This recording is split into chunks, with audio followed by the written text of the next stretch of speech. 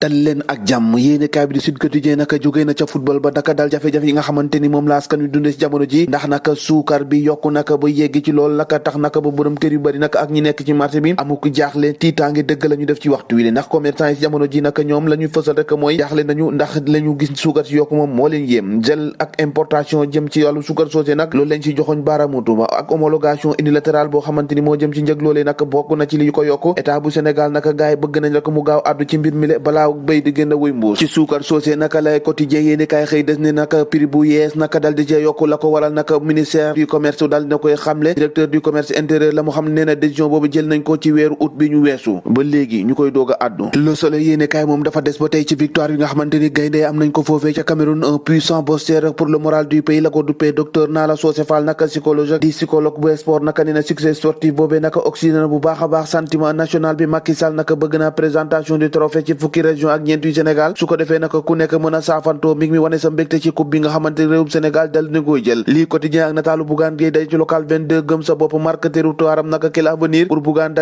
Gueye Dany nag ana lan moo war a doon ëllëgam nag ndax gis nañu si jamono ji élection locale yi am na si as lëf loo xamante ni si amoon na ko ci direct news ak Air Sénégal naka bi nga xamante ni xawtut nag mu yàq yenn ci kaan bi nga xamante ni njabootu joueur bëggoon nañ ko amal ndax si jafe-jafe yi nga xamante ni gàllankoorool na seenum dem boobee waaye itam réew mi quotidien dikkaat naka ci li gàllankooral rek ana li tax naka ñu daal dee différé remaniement ministériel bi ñu doon waaj si jamono jooje nga xamante ni ñëpp nag tegoon nañ seen gët ci gouvernement bees bi niki démb nag Macky Sall dal dee mbiic wax ci leneen ndakate indiwaat leneen ko xamante ni si warees nañ ko mun a xaar ci kanam turbine yéene kaay ak sénégalais yi nga xamante ni si ñoom ñoo bëgg a fexe rek ba sauter verrou bi dox ci diggante CEDEAO foofee ca frontière Sénégal ak Mali ndax booba ak léegi taxawaay bi yàgg na kenn munta dem kenn munta dikk si diggante réewum Sénégal ak ci réewum Mali loolee nag laaskan wi nag munatuñ ko muñ munatuñ ko toogaale faaw rek ñu dindi ko témoin yéene kaay xëy témoin naka ak récompense bi nga xamante ni Macky Sall amal na ko gaynde Sénégal partage de bouquet la ko yéene kaay bi tuddee c'est les gaynde ndax am na ci ñoo xamante ni si jàpp nañ ne nag ñu gën a mag ñoo am ña sa dem nag am ñoo xamante ni si amaguñu ñu si mel ni nag ay fédéraux yi ubbil yéene kaay bi nee na daal séddale ba nañu ko séddale jaarul ci yoon nag ka Qatar yéene kaay nag dëkk ci wàllum Covid 19 ci réewum Sénégal soreetul dara lu toll que 2000 victimes maanaam jaari junne ñoo xamante ni ñàkk nañ seenu bakkan loolu la yéene kaay bi wax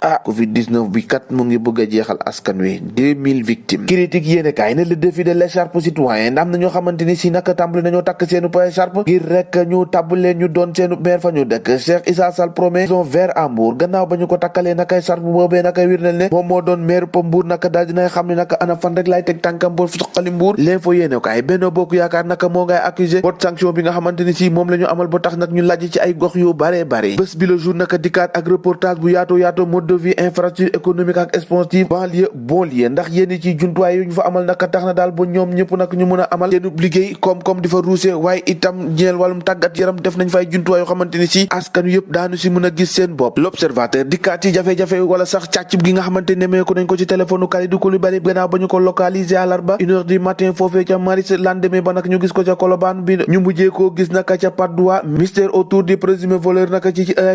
iPhone 13 capitaine des Lions di Kalidou Koulibaly ba tey ci l'observateur dikk na ci primaire spéciale des Lions Macky Sall libéré na cash bi directive bi nga xamante ne Macky Sall daal dina koy teg naka waaye itam les sacs d'argent ak dispatch si nanga ko séddalee terrain de Dakar su tee diggante Ngor Wakam terrain yooyu naka si jamono ji daal dinañ koy séddale ba noppi réew mi sport naka dikkaat ak téléphone Kalidou Koulibaly nga xamante ni gisee nañ ko ca Colobane cay waay Sénégal ku leen baax Walf Fadjri yéene kaay dikkaat ci langue politique bi ak Yewwi Askan Wi naka la mu ko duppee mooy l'alchimie du succès nañu def rek ba dal dee am succès bu rëy boobee yéene kaay bi xëy na see xaatim lu bëree bëri un air de détente gannaaw ba nga xamante ni si ñoom ñooñu politique yi naka ku jégi daal dinañoo retrouver waat Khalifa Sall Aïssata Tall Sall daal dee lëngante Macky Sall seenum kanam loolee tax nag yéene kaay bi di enquête ne football rek moo mun a boole fexe na boo boole ña nga xamante ni tàqale ko woon nañ ay at le mandat yéene kaay ne union sacrée avorté à la classe politique lan moo tax rek Sonko demut ca mbir moomee laaj bu samp la seddal dee teg tàggat yaram ba tey ak suñu làmb infligé rëg-rëg defetam bu njëkk lourde mission bi nga xamante ni guy gi am na ko le 20 février combat boobee nag ñoo ngi ko fas yéene amal ñi ki ñaar fukki fan ci weeru février ci atum 2022 ñoo ko déggandoo